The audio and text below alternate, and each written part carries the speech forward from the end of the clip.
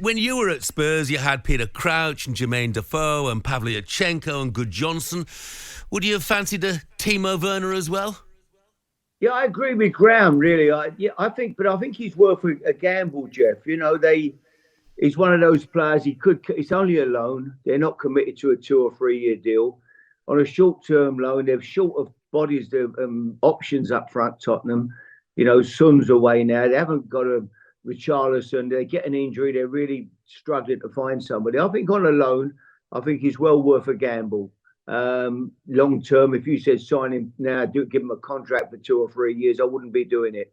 But on a loan, he could come in, he could have it off, and he could come in and score 6 or 7, 8 goals for you that would make a difference. So I think he's a decent loan signing. I think if he was available, I think that sort of money, I think I would have took a gamble with him. It's an interesting one, Harry, looking at it, because there was a train of thought when Harry Kane left that Spurs might struggle to score goals. They obviously had a brilliant start, and you're absolutely right. I think they will miss Son, and I'm not convinced that Richarlison will be the centre-forward goal scorer that they require. But I'm with you, mate. I do understand the Werner signing, because I think he will work that side. There's no doubt about it. He'll work the side. He's got a lot of pace. Yeah. But as Graeme said as well, Harry, I mean, I would have deep concerns about him in front of goal.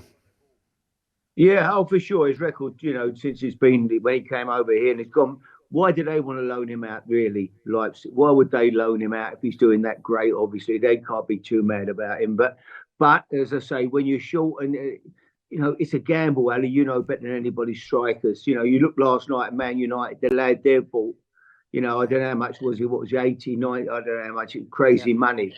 And he's still miles away from being the finished article. What do you get for your money now? What do you get? It's a gamble. You're paying 70, 80 million. Chelsea buy players 70, 80, 90 million that don't know the game yet. It's frightening. So on a loan, you're not breaking the bank to bring him in on a loan. I think for that money, is well worth taking a chance with to the end of the season. And he could come in and he could show his movement is good. He's quick. He's lightning quick. He does tend to, he should hold his runs more. He runs offside too much, and his finishing could be better. Having said all that, I still think, well worth a short-term gamble. Yeah, he's only started twice for Leipzig so far this season. But in general terms, though, Harry, Ange Postecoglou, what have you made of his style? Have you enjoyed watching Spurs this season? Yeah, for sure, Jeff. I stuck his name up when it looked like they wouldn't go back for Pochettino. He was, for me, he was my choice. I kept saying I think they should go for Ange. I think he'll be the best available. I like him. Yeah, they've recruited well. I think they've had problems recently. Maddison was a big loss when he went out the side. He was absolutely playing so well. But when they get him back, the centre halves have both been out, suspended or injured. When they get their full squad again, I think Tottenham, I could see them making top 4 this season. I think they'll make that 4th place. I really can. I can see them finishing 4th this season. Harry, tell me, I mean, we've seen it again, mate. Club legends doing FA Cup draws. Gary Mabbott, anybody but Manchester City for Spurs, and he pulls Manchester City out of the hat. It's definitely, you couldn't make it up, could you? No, I mean, what a draw that is. Oh, my God. That's going to be a good game to watch. But, I'm sure Gary was hoping he didn't. When Spurs got drawn out, he thought anybody but Man City coming out next. But, that'd be an interesting one. There's some good draws, actually. So I hope they go for. I mean, Tottenham have got to go for it this year. They need to win a cup or win a competition. That's the only thing they're left in that they can win, in my opinion. They're not going to win the Premier League this season, but they've got to really go for it in the cup. So, big opportunity for them at home. And at home, they're dangerous. But Man City depends what side they put out. I mean, they can put they can make 6 or 7 changes and still be fantastic. So it's going to be a tough game for Spurs for sure. Yeah, well, I'll tell you what, though, Harry. I bet there were some people in Manchester City not wanting them to be pulled out away at Tottenham as well, because Spurs have won the last 5 home games against them. And when you were in charge, I think you had a fantastic home record against Manchester City as well. It's almost like Spurs are the bogey team for City. Yeah, and we actually went there, Jeff, and beat them when we had to. It was a winner-take-all game to decide who would make the Champions League that year. And we went to Man City and beat them that night 1-0. So, yeah, they do seem to have the voodoo sign over City for sure. So, yeah, I think Tottenham's got a big chance to get through in that game. But it's going to be a 50-50 game. But certainly there's no doubt in Tottenham will be at full strength. It's just our Pep sees it. You know, he's in Champions League, Premier League. They're involved in everything. So it will depend on what sort of side. But whatever side he puts out, they're still going to be strong for sure. Harry, obviously some sad news in the last 24 hours. And I'm guessing you would agree with all the public opinion. Franz Beckenbauer, obviously, shocking news in the last 24 hours. But what a football player that man was.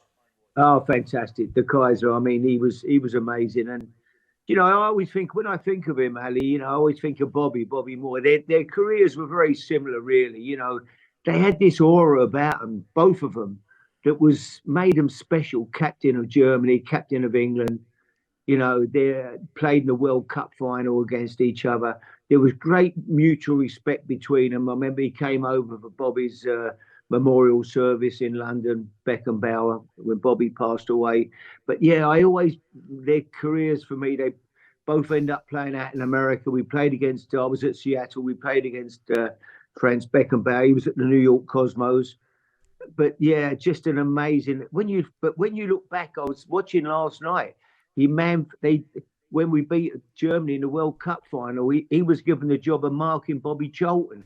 I mean, listen, Bobby Charlton was an incredible footballer, but what a waste of a great talent to give him a job as a marker. Yeah. I found that quite strange. Yeah. There was a man who could create so much and had that great ability. But what they did back in them days, the Germans, he went from a midfield player to a central, a sweeper who would come out and overload in midfield when they got possession. And they did that right through. Mateus did it after, Sammer did it. And that was the way they produced, that they wanted to play. And he was the first one to really do that, Beckenbauer. Yeah, an amazing, classy guy, fantastic footballer, a real loss for sure. And Harry, you're absolutely right when you talk about his respect for Bobby Moore. I've seen a quote from Franz Beckenbauer after Bobby Moore's death where he says, "I miss Bobby Moore every single day." The epitome of elegance, I think somebody has described him as this morning. The pair of them were just class. Absolute. Yeah. When they walked into a room, they everybody looked, oh my God, they saw her about them. Bobby had it and so did Beckenbauer for sure. talkSPORT Breakfast, waking you up Monday to Friday morning from 6 a.m. on AM, on DAB, via the talkSPORT app and on your smart speaker. talkSPORT.